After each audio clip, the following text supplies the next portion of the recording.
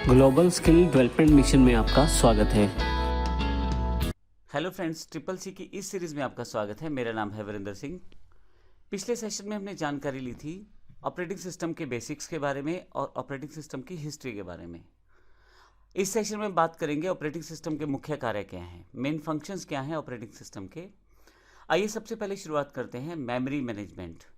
Computer में अलग अलग तरह की मेमोरी अवेलेबल है, जिसमें कैश मेमोरी अवेलेबल है, प्राइमरी मेमोरी है, सेकेंडरी मेमोरी है। उन सभी को मैनेज करना ऑपरेटिंग सिस्टम का काम रहता है। यूज़र यानी मैं या आप जब भी कोई आदेश कंप्यूटर को देते हैं तो कंप्यूटर के द्वारा उन सभी बड़े या छोटे कार्य या उन आदेश या टास्क को पूरा किया जाता है। इन छोटे बड़े कार्य पूरे किए जाते हैं, इनको हम प्रोसेस कहते हैं।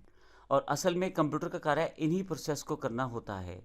जब ये कार्य पूरा होता है यानी कि प्रोसेस पूरी होती है तो कंप्यूटर को दिया गया टास्क कंप्लीट हो जाता है।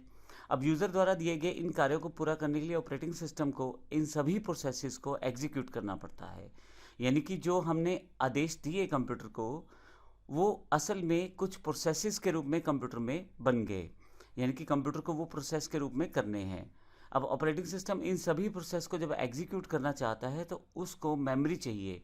उन प्रोसेस को रखने के लिए क्या कार्य हुआ, क्या कार्य नहीं हुआ, इन सब के लिए मेमोरी चाहिए होती है ऑपरेटिंग सिस्टम को। तो अब यहाँ से उन सभी प्रोसेसेस को मेमोरी प्रोवाइड करवाना, ये मेमोरी मैनेजमेंट कहलाता है। ऑपरेटिंग सिस्टम प्राइमरी मेमोरी और मेन मेमोरी दोनों को मैनेज करता है। मेन मेमोरी जो रहती है फास्ट स्टोरेज होती है। मेन मेमोरी हर एक लोकेशन का रिकॉर्ड रखती है। मेन मेमोरी को डायरेक्ट सीपीयू से एक्सेस किया जा सकता है। मेमोरी मैनेजमेंट प्राइमरी मेमोरी का रिकॉर्ड रखता है कि इसका कौन सा एड्रेस यूज़ किया जा रहा है, कौन सा एड्रेस अभी यूज़ नहीं है। मल्टी प्रोग्रामिंग में ये भी ध्यान रखा जाता है कि किस प्रोसेस को कब और कितनी मेमोरी मिलेगी। यह ऑपरेटिंग सिस्टम खुद ही डिसाइड कर लेता है, इसमें यूज़र का कोई भी रोल नहीं रहता है। जब किसी प्रोसेस की ज़रूरत नहीं है तो ऑपरेटिंग सिस्टम उसे खुद ही फिनिश करता है और उसको दी गई मेमोरी उससे खाली करवा ली जाती है।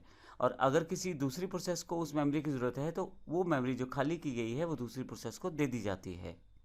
लेकिन इस पूरे प्रोसेस में कमाल की बात यह है कि मेमोरी मैनेजमेंट करते समय यूज़र को इस तरह का कोई भी कार्य नहीं करना पड़ता। यूज़र को केवल आदेश देना था कि मुझे कंप्यूटर से काम लेना है। अब कंप्यूटर का काम ये रहता है कि उस आदेश या उस इंस्ट्रक्शन को प्रोसेस में डिवाइड करे और उन प्रोसेस को सीपीयू से या मेमोरी मैनेज करके अपना पूरा काम करवा ले। इस तरह से ऑपरेटिंग सिस्टम का एक मुख्य कार्य रहता है मेमोरी मैनेज करना। ऑपरेटिंग सिस्टम का जो दूसरा मुख्य कार्य है वो डिवाइस मैनेजमेंट है। जैसा कि हमने देखा था कंप्यूटर में बहुत सारी डिवाइसेस जुड़ी रहती हैं, जिसमें इनपुट डिवाइसेस हैं, आउटपुट डिवाइसेस हैं, काफ़ी सारी आप एक्सटर्नल डिवाइसेस लगा सकते हैं और काफ़ी सारी इंटरनल डिवाइसेस भी सीपीयू में जुड़ी रहती हैं, हमारे कंप्यूटर के साथ जुड़ी रहती हैं। ऑपरेटिंग सिस्टम द्वारा इन सभी डिवाइसेस को संबंधित ड्राइवर्स या इनपुट आउटपुट कंट्रोलर के माध्यम से डिवाइस कम्युनिकेशन को मैनेज किया जाता है।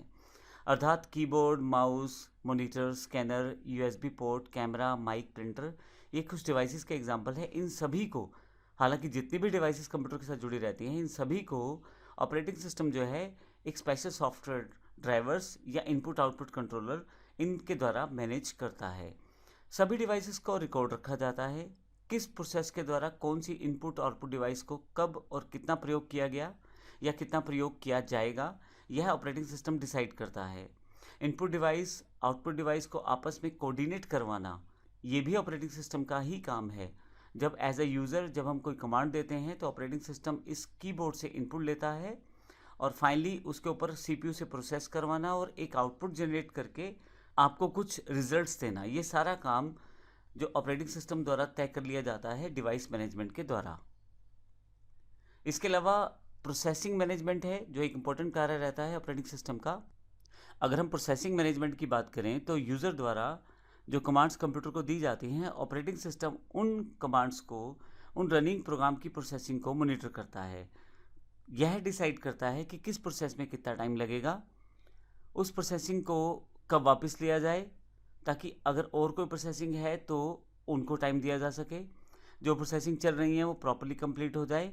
इस तरह से पूरा का पूरा प्रोसेस, यानी कि जो टास्क कंप्यूटर को दिए गए हैं यूज़र द्वारा, उन सब को मैनेज करना भी ऑपरेटिंग सिस्टम का काम रहता है। फाइल मैनेजमेंट, यह फाइल सिस्टम से जुड़ा हुआ प्रोसेस रहता है। फाइल सिस्टम में जैसे डायरेक्टरीज बनती हैं यानी कि फोल्डर्स, और या फाइल्स बनती हैं जैसे वर्ड की फाइल है, एक्सेल की फाइल है, इस तरह से हज़ारों टाइप की फाइल आप अपने कंप्यूटर में बना सकते हैं।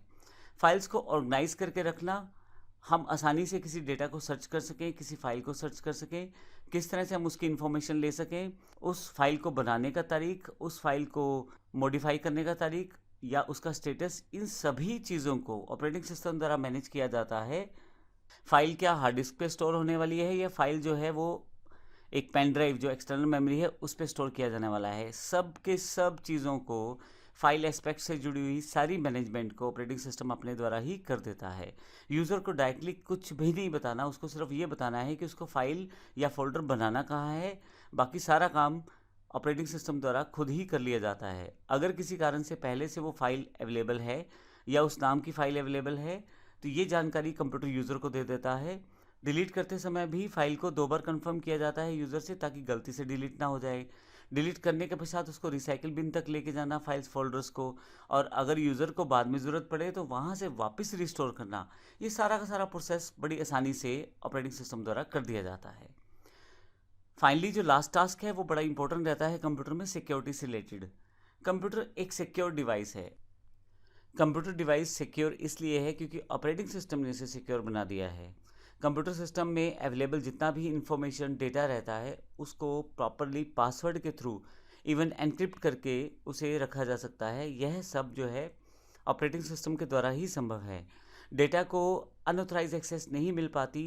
हर एक डेटा को एक्सेस करने के लिए अलग अलग लेवल की सिक्योरिटी सेट की जा सकती है, और जितना आप चाहें जिस सिक्योरिटी लेवल को आप इम्प्लीमेंट करते हैं विदाउट ऑपरेटिंग सिस्टम के यह पॉसिबल नहीं होता, और यूज़र का डेटा प्रॉपरली वहाँ पे संभाल के रखा जा सकता है ऑपरेटिंग सिस्टम की सिक्योरिटी मैनेजमेंट के द्वारा। तो इस पूरे सेशन में हमने मेन फंक्शंस देखे हैं ऑपरेटिंग सिस्टम के जो इंपॉर्टेंट रहते हैं, जो कि ऑपरेटिंग सिस्टम के मुख्य कार्य रहते हैं। अगले सेशन से हम बात करेंगे टाइप्स ऑफ ऑपरेटिंग सिस्टम के बारे में। धन्यवाद।